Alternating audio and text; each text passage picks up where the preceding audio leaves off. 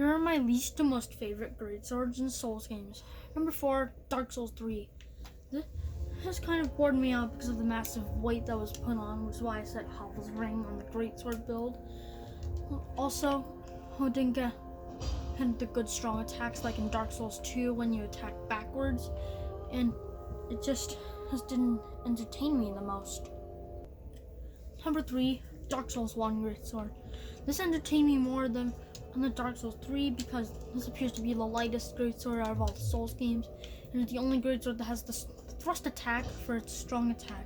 But also, as for being Dark Souls 1, it has the slowest ultra greatswords, which makes it very frustrating when it's super slow even with one-handed weapons. Number 2 is the Elden Ring greatsword. This is being my favorite greatsword, but it doesn't match with the number 1 greatsword. And as for being Elden Ring, you can equip whatever skill and affinity you want.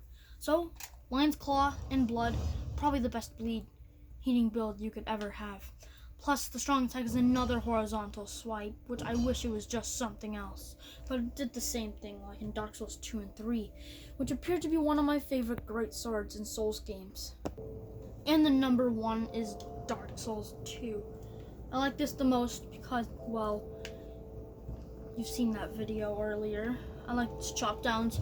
Didn't take up the extra stamina like in Dark Souls 3, and it's got some better strong attacks as well.